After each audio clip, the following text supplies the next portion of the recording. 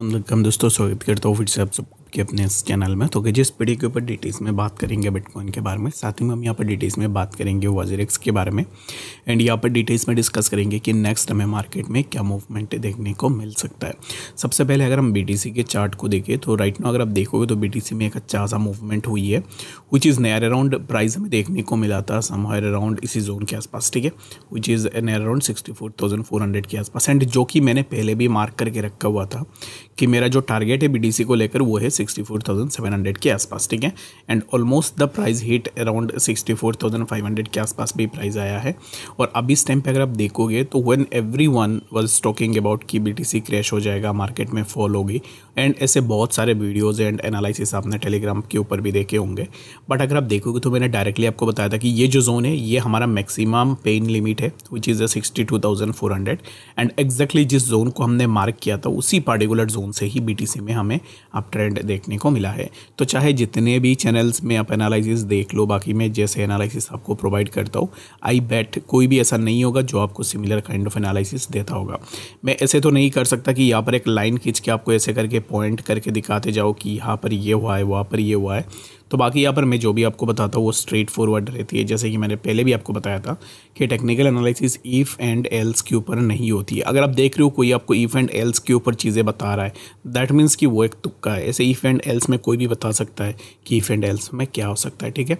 तो बाकी इसके ऊपर मैंने अपडेट कल भी आपको दे दी थी। बाकी जितने भी लोग टेलीग्राम पे है या फिर अगर आप वीडियोज़ रेगुलर बेसिस में देखते हो तो होप कि आपने यहाँ से एक अच्छा सा प्रॉफिट भी किया होगा। अगर मैं यहाँ से मार्क करूँ तो नियर अराउंड बहुत अच्छा खासा ऑलरेडी मूवमेंट हुई है इसी पर्टिकुलर जोन के आसपास।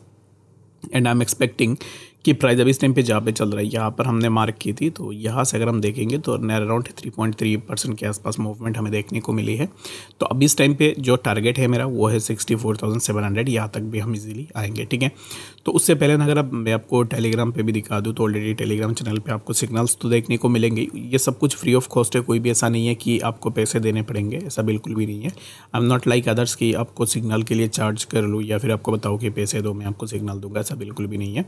तो BTC का चार्ट मैंने ऑलरेडी टेलीग्राम पे डाला है, तो उसमें अगर आप देखोगे तो मैंने डायरेक्टली मेंशन किया था कि BTC में क्या मूवमेंट हो सकता है।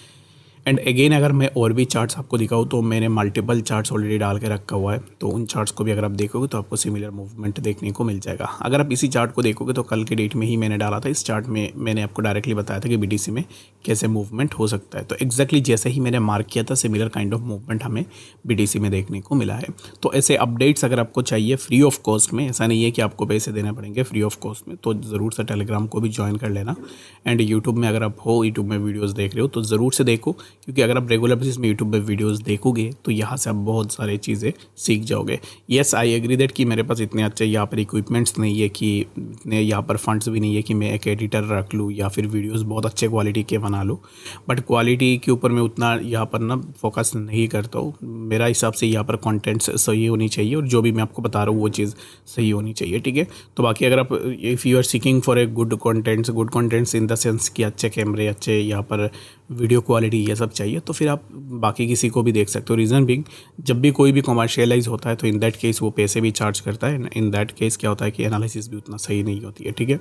तो बाकी अगर आप देखोगे जब लोग यहाँ पर बेयरिश रहते हैं, और मैंने यहाँ पर मल्टीपल टाइम्स बताया और मैंने ये ट्रिक्स भी आप लोगों को सिखाया है कि जब लोग बेयरिश हो रहे तब आपको कैसे रिएक्ट करनी है और उस टाइम पे कैसे करके आपके रिएक्शन एक पॉजिटिव डायरेक्शन में जा सकता है। तो बाकी अगर आप वीडियोस देखते हो तो होप्स हो कि आपने यहाँ से बहुत सारे कुछ भी सीख लिए होंगे।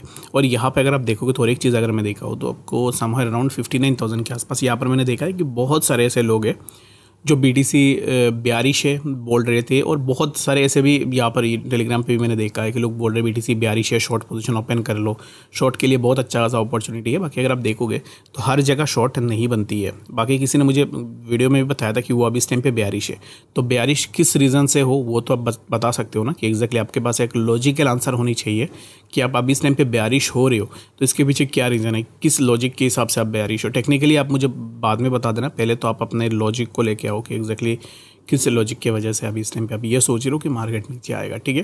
तो बाकी यहाँ पर विदाउट लॉजिक लोग यहाँ पर लेट सपोज कि अगर आपने अभी इस टाइम पे शॉर्ट पोजीशन में एक ट्रेड लगा दिया है, ठीक है, तो इन दैट केस मैं आपको जितने भी बता दूं कि मार्केट यहाँ से ऊपर जा सकता है, इन दैट केस आप मानोगे नहीं जब तक आप लिक्विडेट ना हो जाओ या फिर जब तक आपके स्टॉप लॉस हिट ना हो जाए, क्योंकि आप खुद के एंड से ऑलरेडी ट्रेड ले चुके हो और जो कि आप रॉन्ग हो, but still you are not expecting that कि आप यहाँ पर गलत हो, बट आप अपने यहाँ पर एटीट्यूड में आके क्या करते हो कि आप यही देखते हो कि नहीं मैंने ये ले लिया है ऑलरेडी, अब इस टाइम पे मेरे हिसाब से ऐसे होनी चाहिए, बट एट द एंड क्या होता है, एंडिंग यही होती है कि आप लॉस करके बैठ जाते हो। बस यही चीज़ है, मार्केट अपने डायरेक्शन में ही चलेगी, आप अपने अकॉर्डिंग मार्केट को नहीं चला सकते हो। अगर आप ऐसे सोचते हो कि नहीं मैंने ऑलरेडी ले लिया तो इसको मैं अपने अकॉर्डिंग लेके चलूँगा, तो ऐसा बिल्कुल भी नहीं होगी, ठीक है। तो BTC में ऑलरेडी मैंने आपको बता दिया कि 64,700 यहाँ तक हम इजीली आएंगे और इसी जोन के आसपास आने के बाद ही हम बता सकते हैं कि एग्जैक्टली डायरेक्शन, नेक्स्ट डायरेक्शन कौन सी होगी, यहाँ से ब्रेकआउट होगा या फिर ब्रेकडाउन होगी, ठीक है। तो इसकी अपडेट जब भी होगी मैं टेलीग्राम पे ज़रूर से प्रोवाइड करने की कोशिश भी करूँगा। अभी बात करते हैं WazirX के बारे में। अगर आप देखोगे तो WazirX की तरफ से कोई भी अपडेट अभी इस टाइम पे तो हमें देखने को नहीं मिला है। यहाँ पर यूजुअली WazirX के तरफ से यहाँ पर 10 या 12 दिन में एक अपडेट हमें देखने को मिलता है। एंड फॉर नाउ अगर आप देखोगे तो रिस्ट्रक्चरिंग प्लान के बारे में जो मैंने कल भी आपको बताया था, इस प्लान के अकॉर्डिंग ना अभी इस टाइम पे आप यहाँ पर अपने ट्वीट्स कर सकते हो कि अभी यहाँ पर आप क्या ट्वीट कर सकते हो कि WazirX के @WazirX को टैग करके आप यही बोल सकते हो कि रिस्ट्रक्चरिंग प्लान जो आप नवंबर में कर रहे हो तो उस प्लान को अभी भी तो आप कर सकते हो। इसमें कोई दिक्कत वाली बात नहीं है कि कैसे करके आप प्रोसेस करोगे ट्रांजैक्शन को, कैसे करके लोगों को पैसे वापस दोगे, ये चीज़ें अभी भी की जा सकती है। ऐसे कोई रॉकेट साइंस नहीं है कि रिस्ट्रक्चरिंग प्लान के लिए आपको टाइम चाहिए नवंबर तक, क्योंकि ऑलरेडी इट्स बिना 3 मंथ्स, ऑलरेडी 3 मंथ हो चुके हैं हैक का। तो अभी इस टाइम पे अगर WazirX चाहता है तो फिर इसको अभी इस टाइम पे भी कर सकता है। तो ये टाइम टेकन क्यों है और अभी इस टाइम पे टाइम क्यों ली जा रही है? टाइम इसलिए ली जा रही है, अगर आप देखोगे एक लॉजिकल चीज़ है, अगर आप देखोगे जो फंड्स अभी इस टाइम के आपके फंसे हुए एक्सचेंज में अराउंड यहाँ पर 55% के आसपास फंड्स लोगों के फंसे हुए हैं।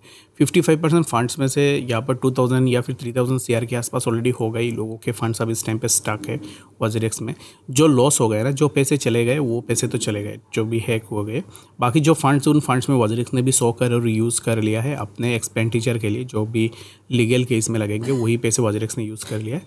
बाकी जो फंड से हो सकता है WazirX ने किसी एसेट के ऊपर लगा दी हो और अब इस टाइम पे जब बुल रैली आएगी, जब मार्केट ऊपर जाएगी, तब उस फंड में से यहाँ पर अपने लॉस रिकवर करने की कोशिश भी कर सकते, कुछ भी हो सकता है। बाकी अभी इस टाइम पे इस फंड्स को आप यूज़ नहीं कर रहे हो, फंड्स आपके पास पड़े हुए हैं, तो ये फंड्स आप अभी इस टाइम पे लोगों को दे सकते थे।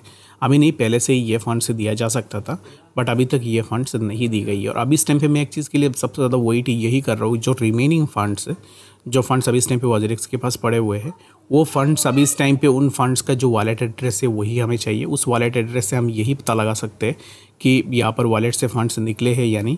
अगर वॉलेट से फंड्स निकले हैं तो इन दैट केस हमें ये आइडिया लग जाएगा कि एक्जैक्टली WazirX से क्यों फंड्स निकले हैं और अभी इस टाइम पे फंड्स एक्जैक्टली कहाँ पे है, ठीक है।